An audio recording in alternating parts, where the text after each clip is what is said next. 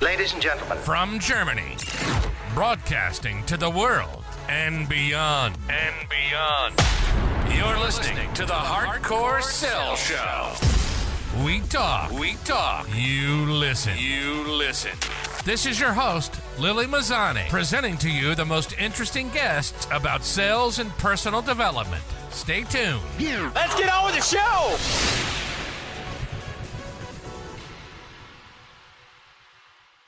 Hallo und herzlich willkommen zu einer neuen Folge Hardcore Sales. And I will now switch to English. Welcome everyone who is tuning in here today. I know this is not German, this is English. And the reason why is because I have a very, very special guest today.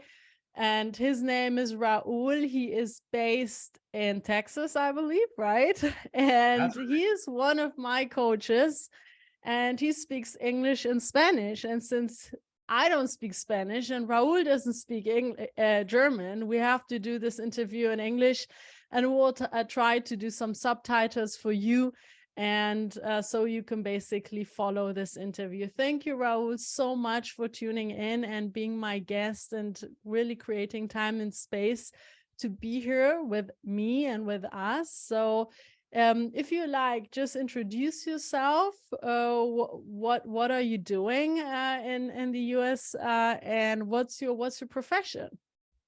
Thank you. So first of all, thank you, Lily, and I feel honored to be part of your podcast and just being able to share a little bit with your community. So thank you for that. And yes, so for the last 14 years, I've been based here in the US and working with the Advanced Coaching and Leadership Center. So I'm part of the group of coaches here. And what we do is really personal development coaching. I just had the opportunity to meet Seal Stanford. She's the president of this center, and I met her back in 2008.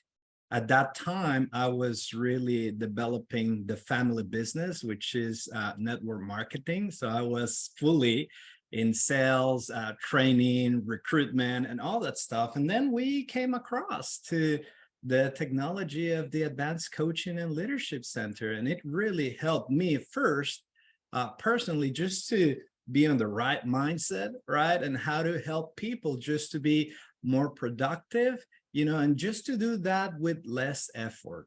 So more productivity, yes, but also it's about effectiveness. It's also about efficiency. It's not just being more productive and then being, like overwhelmed by it. It's being more productive, but with less effort and more efficiency. So that's a little bit of what we do here.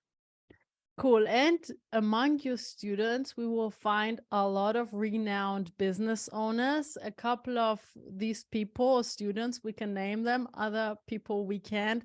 So they're not given an official testimony, but they're very big coaches and trainers and business owners. Because we have to stay discreet with some of those testimonies, we're not going to name them, but ACLC is the coaching center in the US, right? I mean, how many students do you have, like in total, like over the past, I don't know, decades? Oh my God. I mean, that's a great question, but it's definitely, thousands of students. Yeah. And just like you mentioned, I mean, there's pretty, some of them like pretty powerful, famous, influential people. I mean, you have one of your mentors, right? Which is a good friend as well, Blair Singer. I mean, he works with the Advanced Coaching and Leadership Center and Seal Stanford. I mean, just to name some of them. But yeah, I mean, it's been here since this center was established in 1999. But his founder, which was Alan Walter, he researched human potential for more than 50 years. So it's been thousands of them. Thousands of students. One of the things that I always try to not only preach, but really live myself is that I tell my students 80% of your success, especially in sales and business, is to have a correct mindset And only 20% is skill. And skill is something we can figure that out, right? Because, for instance, in sales, I have a script.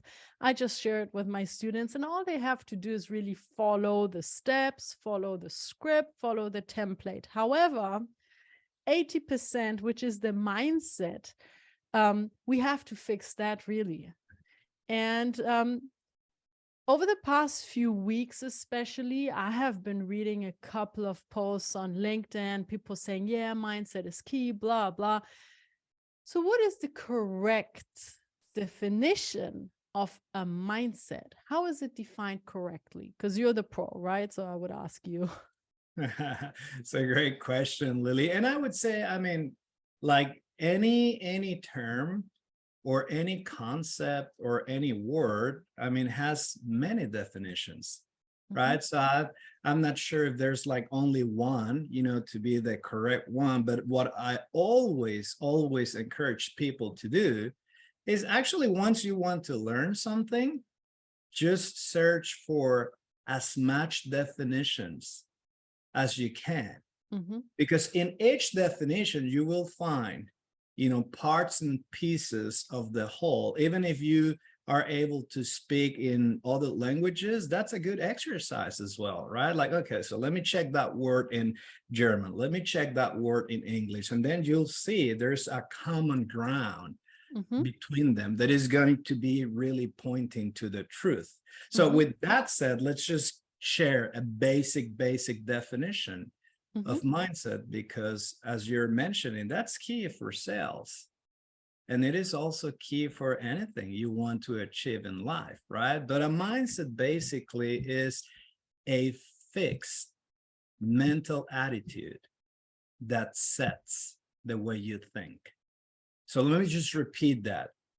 So it's a fixed mental attitude that sets the way you think. So with that definition, now the next question should be, where is your mind set? Is your mind set on winning? Or is your mind set on losing? Is your mind set on expansion and getting better? Or is your mind set on contraction and getting worse? So we're talking here about mind control.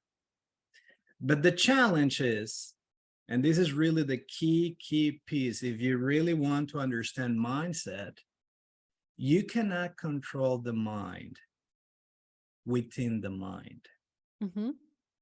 You cannot control the mind within the mind. Why? Well, because we are human beings. We are a composite. A composite of what? Well, basically spirit, mind, and body. And if you try to control your mind within the mind, you're going to fail. Okay, so what do we have to do in order to control our mind and set our mind correctly? Well, so that's a great point and a great question. So I was mentioning just before, about Alan Walter. So I met Alan in 2008 with SEAL Stanford as well. And just with the research that he did, it took him 50 years of just researching in human potential. But this is one of the key pieces that he found. He said that vision is the software for the mind. That vision is the software for the mind. That's the control point. So if you want to control your mind, if you want to design and create your mindsets, the first action you got to do is you really have to ask yourself, what's your optimum vision? Let's say I want to be better this year with my finances. Of course, there's going to be a lot of things that I have to do, right? But even before going into the doingness or taking action, I have to start first by asking myself, what's my optimum vision for that, right? If I want to have better relationships, what's my optimum vision for that? If I want to be more successful, healthy, whatever that is that you want for this year, if I want to sell more, okay, cool. But what's your optimum vision for that? And that is key, because having the ability to create a vision, having the ability to imagine, having the ability to get the idea of those beautiful scenarios, right? That is not mental. It appears to be mental, but that's spiritual ability. And if you have that optimum vision in place, let's say for sales, like I want to be the top sales representative this year, that's what I want. Cool.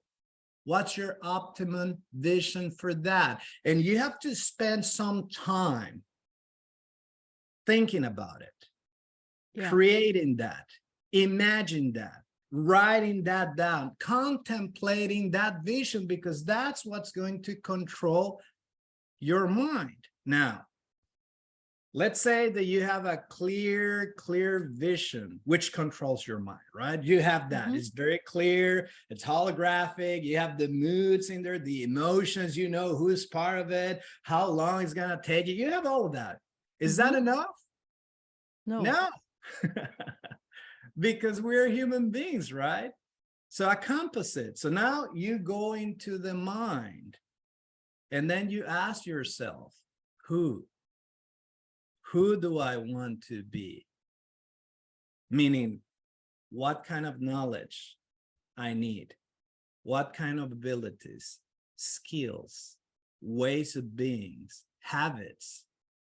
And once you have all that clear, like the type of person, this case, the type of sales representative that you want to be, once that's clear, is that enough? No.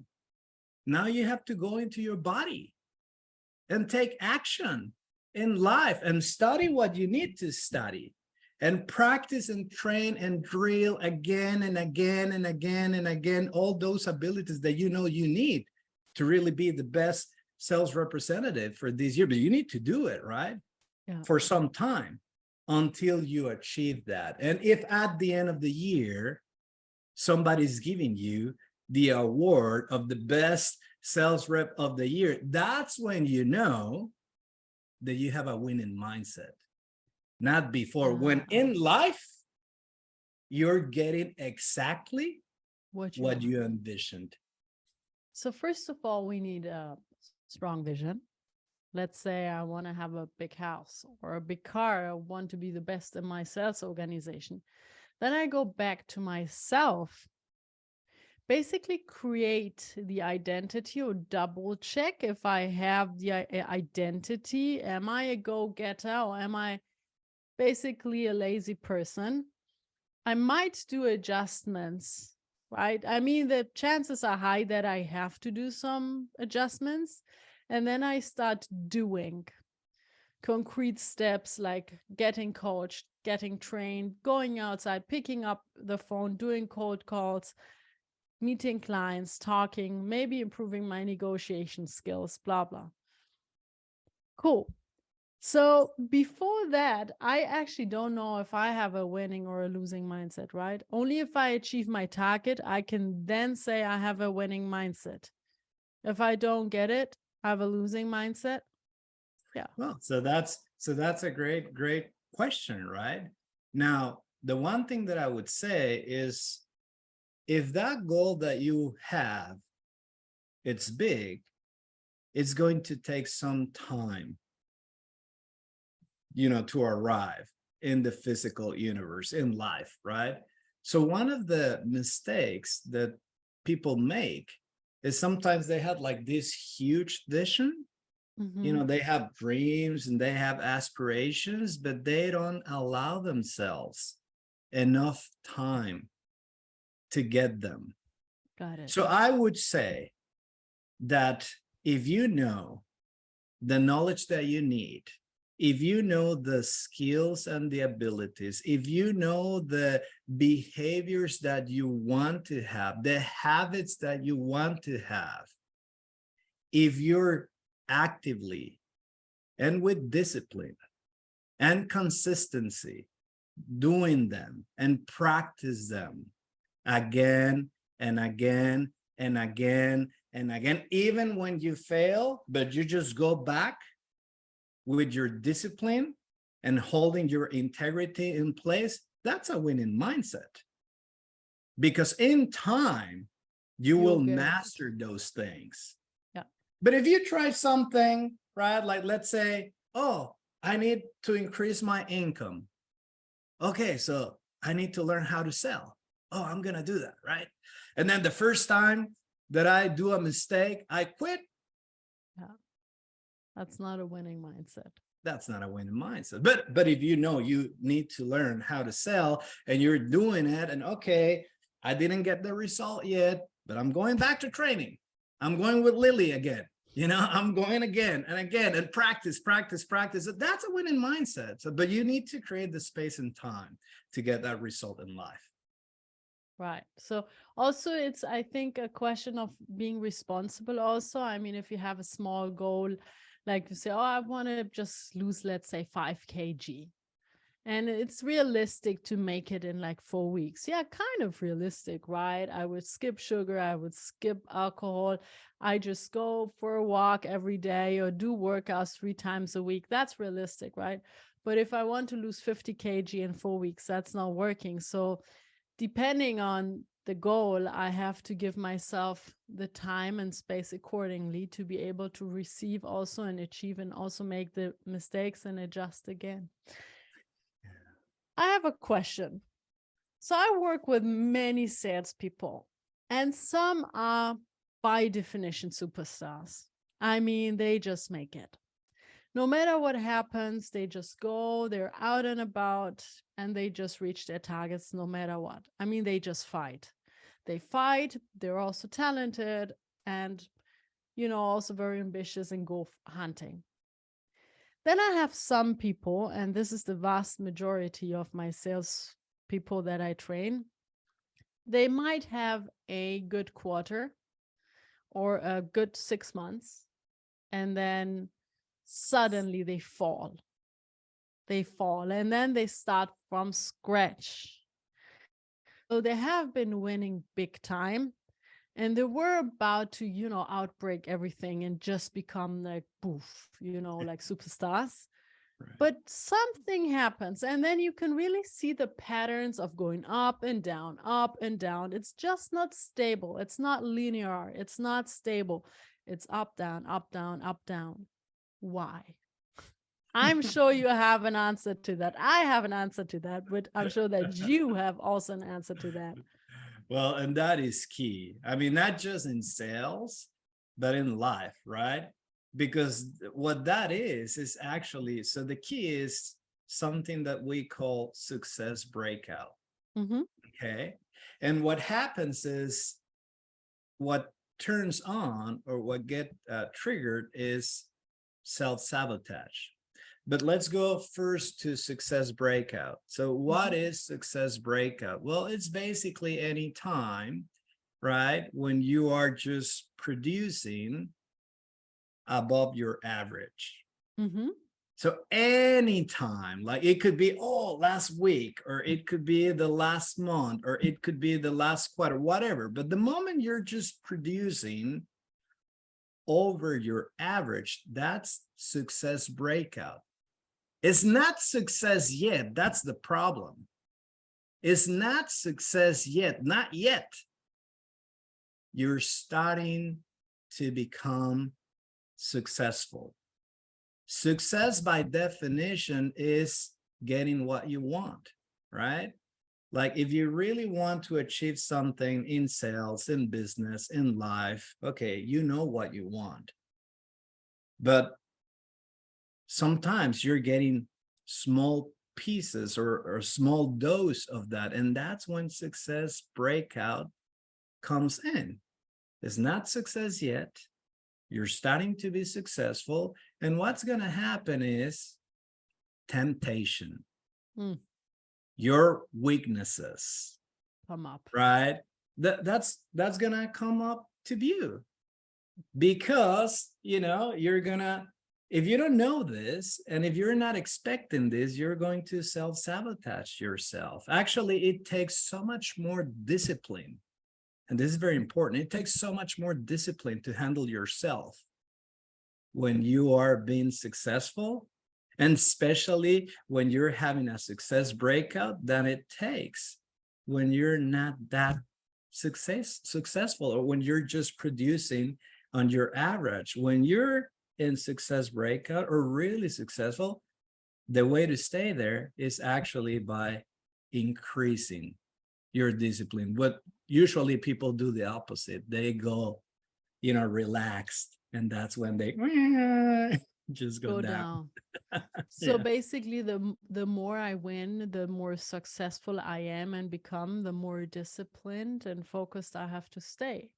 And this is why it's very important to have a very strong context, so that no matter what happens, I know I promised myself to stay with my own rules, to stay with my honesty, truth, integrity.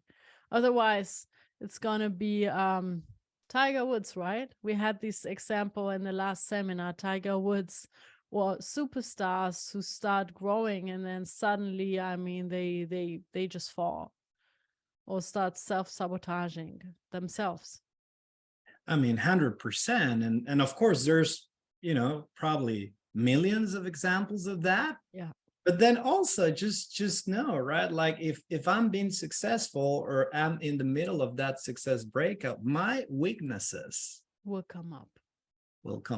Right? Obviously, there's other examples, but my own weaknesses, will come up. And if I stay true to myself, and that's why increasing your discipline, your integrity, it's so key, because otherwise I'm going to use all that power, all that energy that I was using to really, grow, into stop myself. That's what self-sabotage is. And this is why, once again, the loop closes, that we need and have to do personal development. And just come back to the courses and seminars back and forth, because this is a never-ending story, right? Putting yourself on the path of self-growth is never gonna end, because it's a journey that's gonna take you basic your whole life. What I experience is I see a lot of sales, for instance, coaches, but also just coaches, right? In general, no matter if they're business coaches or whatever, they start, something happens, they start becoming coaches. They start with personal development. And then they start their business. They have a couple of clients, and then they don't come back to personal development. How does that work? I mean, I'm asking you specifically because I know you're a coach for many coaches, and many people, like, we come here every 3 to 6 months. I mean, you offer the courses that you offer once a quarter. It's 8 days in a row. It's very intense. I've been part of it. I come back regularly, period. It's something that nobody can negotiate with me. Even I don't want to come. I want to be honest, but I'm coming because I know how important it is. But I can't explain myself. Why are other people not coming back? Like, what type of coaches are they? And can they really sustain on the market, really? What do you think? Well, I mean, so let me just share, my experience on that, right? Because, personal development, coaching, working on yourself, whatever you want to call it, it's really a personal choice, right? But in my opinion, it's a great choice. Like I still remember, back then when I met Seal, when I met Alan, and when I met Blair. I met Blair Zinger in 2007. And then I met Alan and Seal in 2008. So at that time in my life, I mean, we were pretty successful as a family and in our business. I mean, our network, I mean, we were selling over $10 million, a year. So business-wise, it was successful. I was pretty young. I mean, I still consider myself young, but I was like 27, back then. And I mean, if I compare what I was doing to my friends, I was, you would say from the outside, oh my God, that guy is successful. But that was also the time in my life when I was sick. Every 3 months, I would be sick. I will have like congestion. I would have like flu, fever, you name it. I started to lose my hair. I was going overweight. So I was saying like, what is this? Right? Like for what society would judge, I was so successful. And it's a shame I don't have the picture now, but something I do sometimes is I just share my picture back then and I compare it to my picture now, and I looks old, even though I was not even 30, right? Yeah. So it's crazy. But the reason I'm sharing this, because one of the phrases that I learned from Blair, it really hit me. He said, well, the way you do business, it's more important than the business itself. The way you do business, it's more important than the business itself, because we were getting the results, right? We were growing. I mean, money was not an issue, but I was destroying myself. Meaning I had the knowledge on how to sell. I had the knowledge on how to recruit people. I had the knowledge on how to create, and I had that, but I didn't have the knowledge to handle myself. I had just a lot of problems in personal relationships, and then I was getting sick. So that's why when I met Blair, and then when I met Alan and I met Seal, that changed me. Now the difference is, and that's why I said it's a personal choice, but I think it's a great choice, because we grew even more. We took that company from $10 million to $100 million in a period of it was 5 years. And we were working with Blair, and we were working also with the Advanced Coaching and Leadership Center. But in myself, I was just healthier. And I was basically doing more with less, more production with less stress. Because the moment I learned how to handle myself, guess what? It was easier to handle other people. You know? And it's also about more quality of life and having fun. Really, because you can really struggle and fight for every deal. And this is something that I try to tell my students, like, we want to achieve the success that we have to and want to achieve and hit the targets, but we don't want to make it some way. We want to have fun. We want to enjoy ourselves, and we want to have a really good quality of life. Like, we want to maybe take off a Friday and go on a weekend trip, or, just work kind of part-time, but have full-time results. So whenever I come up with that, people think I'm joking, but it's possible if you do personal development, because sometimes you just remove one bad habit, or you have a big realization, or you have a belief that is not really supporting you, and you just change that, or let go of something, or release, and then suddenly you have, like, boom, a huge effect in the performance. And this is why I believe personal development is important. And this is why I come back myself and get trained and coached by you. Then I had actually a young, let's say, she was in her 20s, a sales rep. She was in my coaching. And then let's say in a period of 3 to 5 months, maybe, it wasn't even 6 months, she got promoted twice. She was winning big time. And then suddenly something hit her, which is the imposter syndrome. What is the definition of that? I mean, what is it? Is it also self-sabotage, imposter? Is it just advancing on one level and not updating your personality and your personal development, and this is why self-sabotage kicks in? What is it?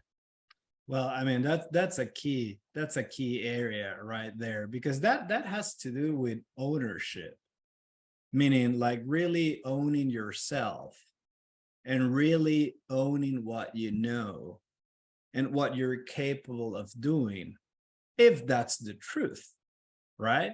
Like if you're really good in your profession, if you're really good in what you do, sometimes not owning that is just because you're not really acknowledging yourself and not celebrating the wins that you're getting along the way. And that's very common.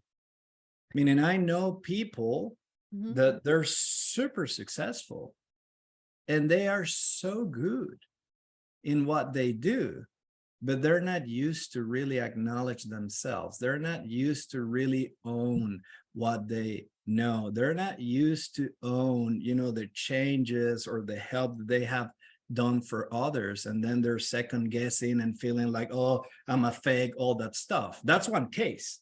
Now, the other case could be like, well, I feel like I'm a fake because really I don't have the knowledge, I don't have the skill, I'm pretending. So it could be either or. But if someone is like really investing, and really good in what they do, they really need to work on celebrating what, the achievements that they have had. They really need to work in owning themselves, what they do, which is another piece of personal development. If you're doing that, then most likely you're not going to be saying that you do something that you can't, right? Or pretending, which really that would be the other side. Does it have to do something with deservability, that people believe they deserve the success, and that comes back to self-worth and self-love and again personal development? Well, I mean, it could be many different factors, right? Because yes, I mean, I could feel or think that I deserve something, but at the end it's about ownership. Owning your win. And this is why Yeah. many coaches say, well, celebrate your wins. That's what we always do also in my seminars. Right. Always clap your hands and just acknowledge your own win and just tap yourself and anchor the success and, just celebrate yourself and be proud of yourself. And it doesn't matter how big or small the deal is. It's a win, period, and celebrate it. That's one thing. Yeah. Yeah. And just going back to that. So what I mean by owning, it's each piece along the way. So let's go back to the mindset, right? Because to really own myself or to really own an achievement or a win, that means that in the first place, I was aware of what the vision was. I was aware of what the vision was. So let's take an example with, the World Cup. I like soccer, and we just had the World Cup last month, right? Yeah. And last year now, where Argentina and Leo Messi, they won. So let's take that as an example. So Leo Messi, I mean, that guy has a winning mindset. Regardless if, people like him or not, I mean, that's okay. But he has a winning mindset, right? So he was aware of what he wanted. He wanted to be the world champion, right? So that's the vision. But that's what he wanted. He was aware of what he wanted. Then who do I have to be? Well, a soccer player. But to that level, any kind of a soccer player? No, one of the best. And with that identity, then it comes the level of commitment, the level of discipline, the integrity, right? Doing it again and again and again and again, right? And then actually taking the body and doing that, right? And sometimes, he won, sometimes he lost. I mean, I think that he was a little bit under pressure because it was probably his last chance, but he was in it. And again, and he again, was fighting. Right? He was fighting. fighting. And then he got it. So that's ownership. Yeah. It's not just a coincidence. It's not just something that happened because good luck. No, he knew what he wanted. He knew what kind of discipline he needed. And he stayed true to that for many, many, many years. So then when the win comes, I mean, you could imagine how he feels right now fulfilled. Of course, fulfilled. I mean, he's been dedicated.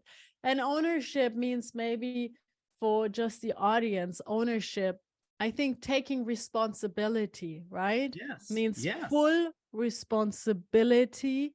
I think for the German audience, I think ownership, full responsibility is, Yes. I think, easier to understand for many people, Right. to be 100% responsible. Because if anyone watched the game, and I was watching it, right, it was very, like, even I was like very nervous, and I was just hoping and praying that he would make it, because I think the whole world said, okay, this dude deserves it. He really deserves it, right? But it was like they were basically winning, and then something happened that they were about to lose again, and then again something, it was up down, but this guy was fighting literally every second. Right. He was fighting. So yeah, it's no coincidence, or just good luck. But then, okay, let's compare him to Ronaldo. Ronaldo has a very strong vision. I mean, he's known for wanting to be the best and winning. Why didn't he win? Well, that's a good question. I mean, I'm not sure, because I know in this case, or in this example, I know what the vision was for Messi. I mean, he wanted to be, champion of the world. I'm not sure if that's what Ronaldo wanted, right? I mean, the guy, oh my God, I mean, he's such an example as well, right? Of discipline and being, I don't know, one of the best, if not the best, soccer player. And that's why it's important, right? To be really certain of what the vision is. Yeah. Because whatever that vision is, it's driving the whole spirit, mind, and body. So that's what I would say on that, because I'm truly not sure or certain what he was pursuing. Yeah. Got it. So I know that, I mean, you also mentioned it, you were in sales for many years. And what is, with the knowledge that you have today, studying also human potential and being very experienced, what are the key skills for a very, very good sales rep, who's like an elite sales rep, who's a superstar? What are the key skills in your opinion? Well, I would say there's many, but in my experience, I would say there's two that are like senior to all the other ones. The first one is your ability to be present, meaning how good are you to concentrate, to actually listen, right? What the client is telling you, right? But it's basically your ability to be present right here in the moment, and not just thinking in your next presentation or launch or all that stuff. Being here now, I mean, that's key to me. Everything starts right there. Sometimes your client, it's already telling you, I want it, so you don't have to oversell if you're present. I don't think anybody likes to be oversold, right? Like sometimes the client is like, I want it. Shut up, right? But some people are so absent that they don't even notice that. So I would say your ability to be present is key. But then the other one that is connected to that is your communication skills. Because really in sales, you direct the attention of your public, or you direct the attention of your prospect, and your tool is your communication. And communication is not just the words, right? It's not just the words. Words are important, but it's also your mood level. If your mood level is naturally upbeat, that's magnetic. Meaning people would want to be close to you and just talk to you, and you will sell. If your mood is down, down, low, then that actually repels people. And you might be using the right words, but you don't put attention in what kind of mood you have. And then you don't understand why you don't sell, you don't close, and why is that guy, he's making all those mistakes. Yes, but his mood level is good. And that's why he's selling, and that's why he's closing. There is a study actually that I was reading when I was back in those days when I was a student and I was studying business psychology. It's like there is actually a study conducted by scientists who said like happy salespeople sell more because it's also about about high mood level, really, because you're in a good mood level and people find them more attractive. And they just want to be in the presence of a positive, attractive energy. And it's attractive, it's attraction. So people get attracted to a high mood level. This is why we never see any marketplace, no matter if we're talking about the Wall Street or just going on a market to buy fresh food. It's always a loud place, right? People don't whisper, they're being loud, and it's a high energetic and high mood level kind of place because the energy is high and people just buy and sell and talk and negotiate and discuss. Cool. What was your biggest fuck up moment when you were doing sales, like in terms of really messing it up, feeling so bad and miserable about yourself, or starting to laugh, or, doing a huge mistake that you felt was really bad or outrageous? But now you sit here and laugh years later. What was your biggest fuck up? Well, I had many, but there's one that is, it's so clear to me. So, in the family company, that network marketing, which I'm still part of it. I'm part of the board of advisors now, but, back then, so the first part of this mistake was I was 18 years old. Okay. So I had I just broke with my girlfriend, back then. So I was heartbroken, right? So the problem was that, oh, no, I'm going to show her that I'm a good man, right? So then it's like, I needed to prove something. So that was the first mistake, because I said, like, oh, I'm going to go into sales. But not because that's what I really want. I just wanted to prove her that I'm a good man. All that bullshit, Oh, I'm sorry. All that. That's fine. It's fine. You can say bullshit. But, so that's what I did, right? And then, so I asked my dad, could you train me? Because my dad, obviously, he was in sales as well. And he said, well, yeah. So I went to this city and I was getting trained in how to, do cold calling and prospecting, which, I was, oh, this is not that difficult, right? But then it comes the time to do the presentation. So what we sell, it's water filtration systems and cookware, things for your kitchen, right? So part of the presentation was to, just cook something, very simple meal. So I thought that I had it. I thought that I was ready, but, I was doing a lot of cold calling and a lot of prospecting. That's what I was doing. And when the time came for the presentation, I just assumed that I was ready, right? But the presentation was like 40 minutes, an hour, and active doing that. So the moment that I started doing my presentation, I just froze, I was so nervous, and I had this couple in front of me. I was cooking in their kitchen and I started to sweat. So long story short, it was a disaster.